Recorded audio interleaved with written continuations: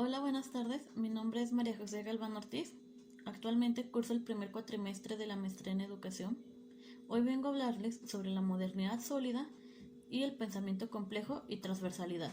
Empezando con la modernidad sólida, esta fue creada, o su padre fue Sigmund Bauman.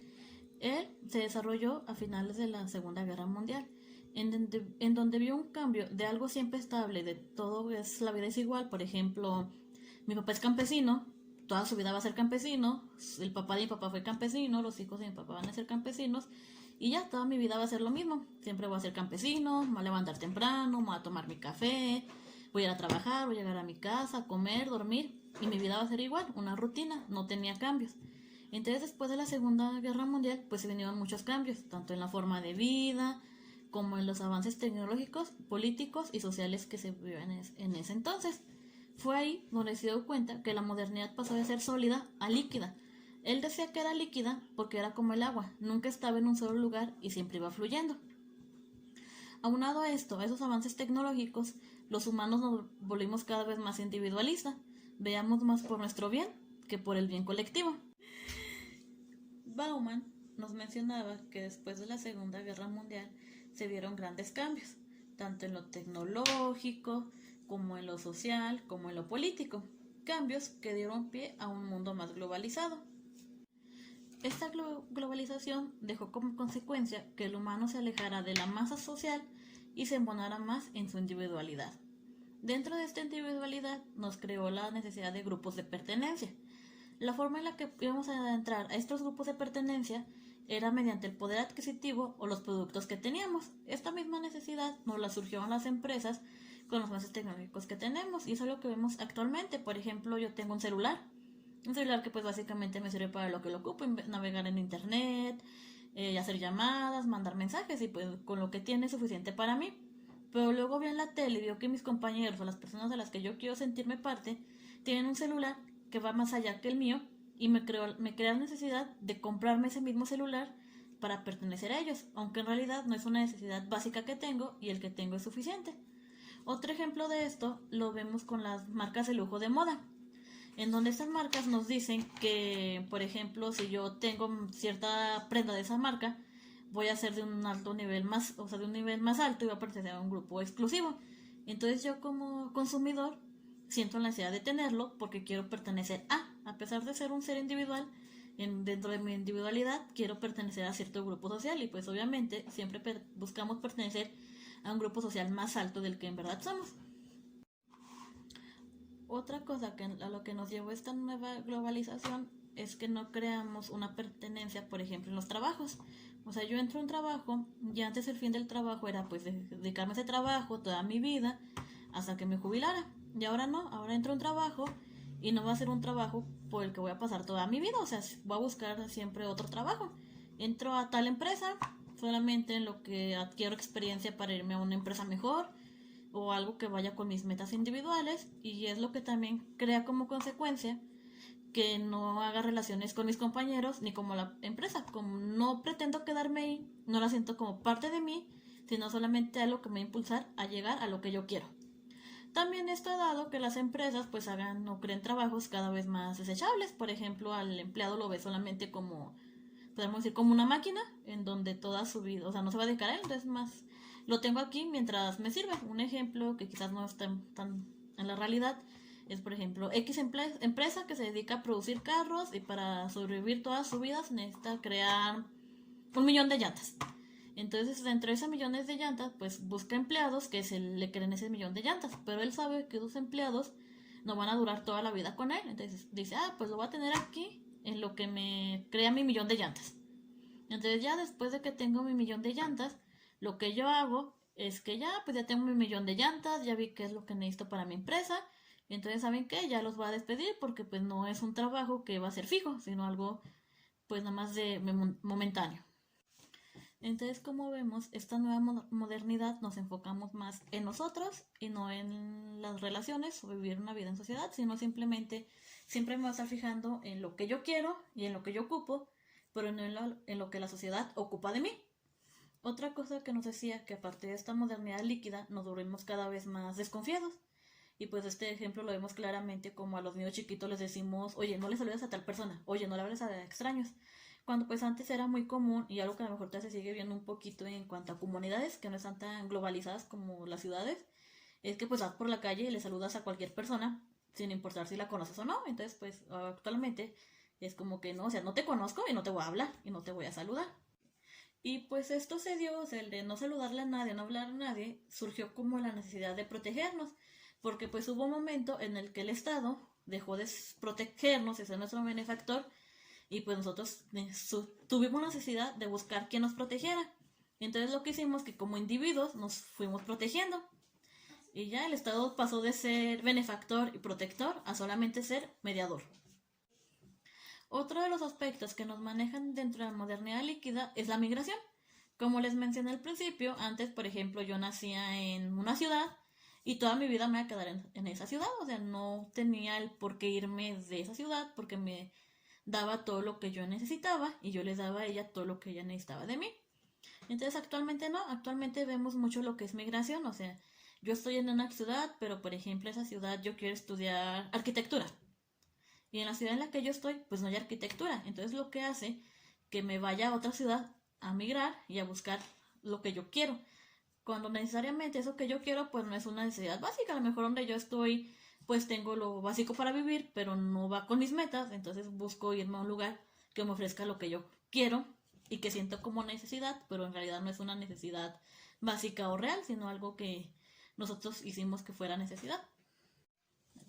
En conclusión, en cuanto a modernidad líquida, podríamos decir, y con lo que nos dice el autor, que eso se trata de algo que siempre está fluyendo, algo que a lo mejor ahorita puede ser lo moderno, lo que necesito, pero dentro de un mes deja de ser lo moderno y lo que necesito, lo que me hace tener nuevas necesidades.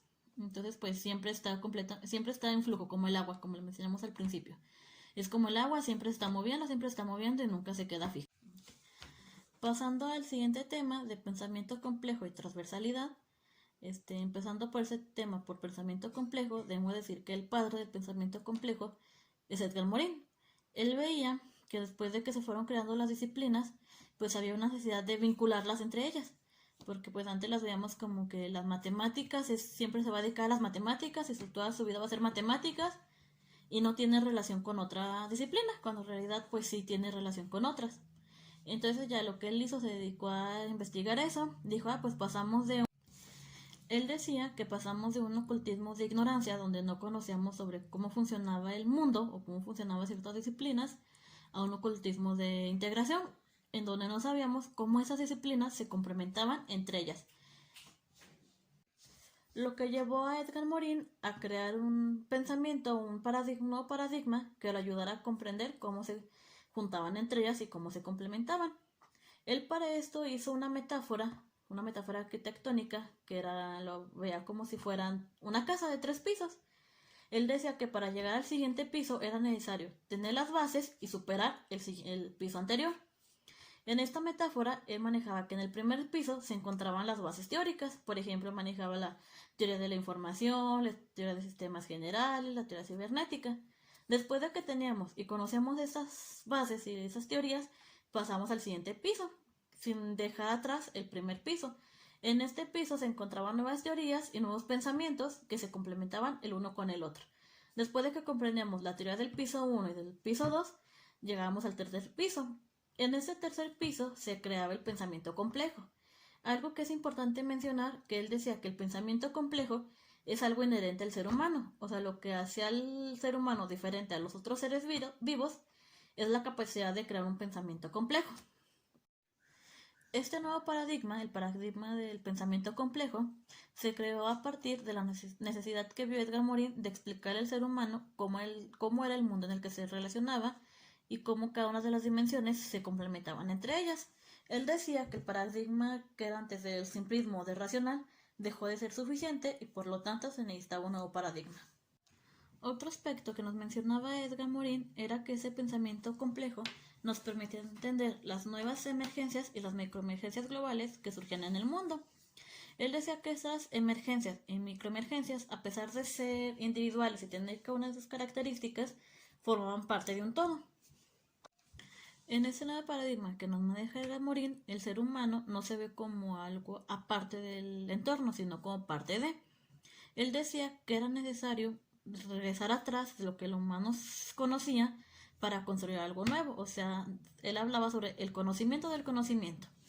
Esto era, por ejemplo, yo ya sé cierto tema, pero necesito saber más allá del tema, entonces me voy a regresar atrás y decir, ay, pues, de tal tema, por ejemplo, podemos decirlo en cuanto a algo enfocado en la realidad o lo que vemos en las escuelas.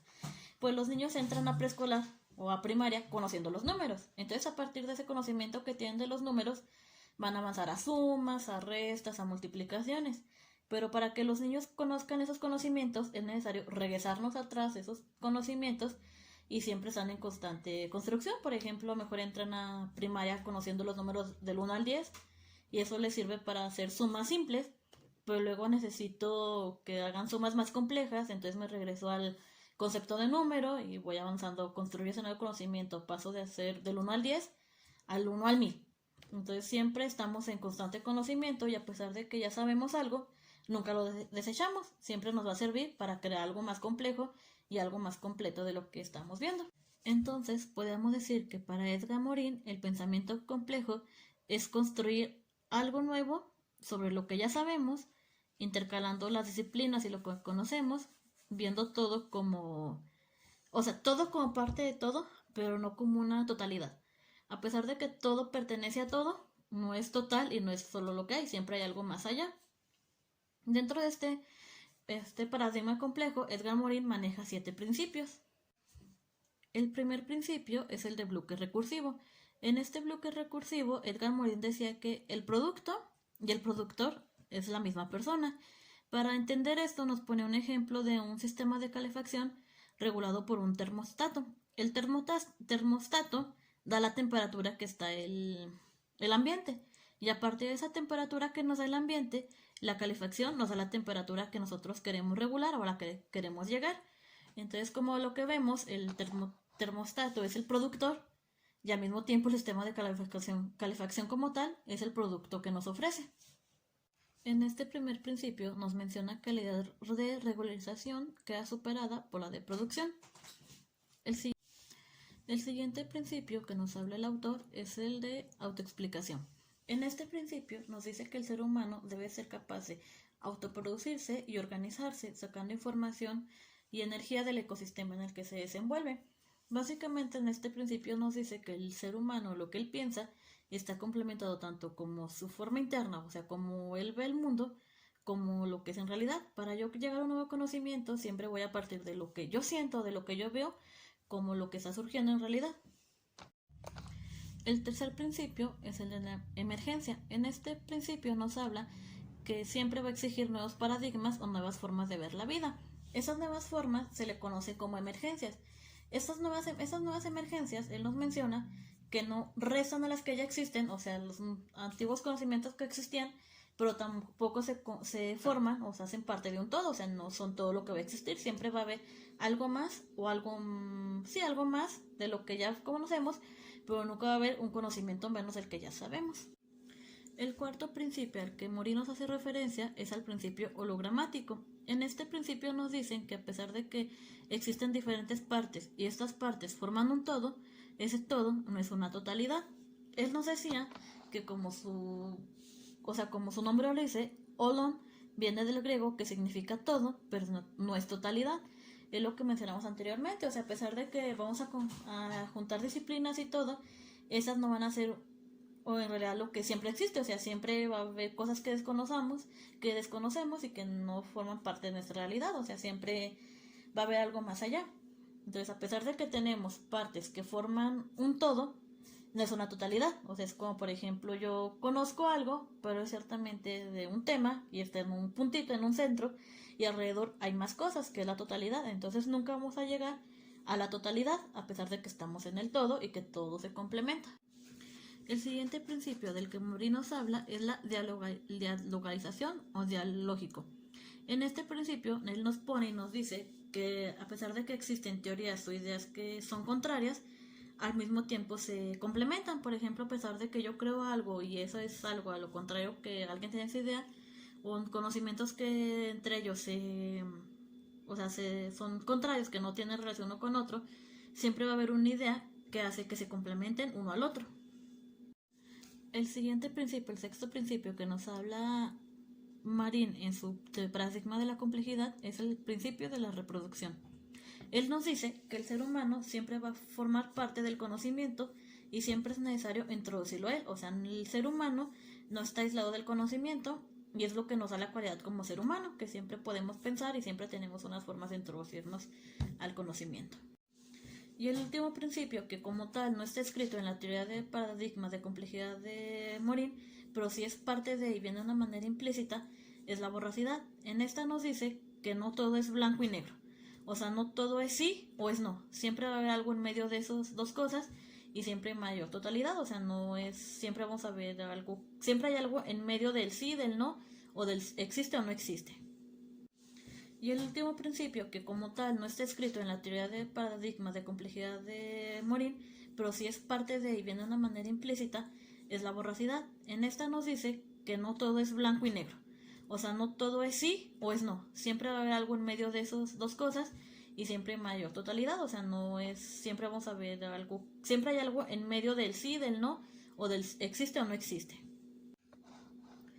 Entonces, en conclusión, podríamos decir que el pensamiento complejo, el nuevo paradigma de pensamiento complejo que nos maneja Edgar Morin, para ponerlos en palabras simples, quiere decir que siempre vamos a estar conociendo cosas nuevas y esas cosas nuevas siempre se van a estar complementando con las viejas y que es necesario dejar de ver las matemáticas como matemáticas puras y no ocupan de nada más, y la medicina como medicina pura y no ocupan de nada más, y las ciencias sociales como ciencias sociales y no ocupa de nada más, sino que, por ejemplo, todo se relaciona todo con todo.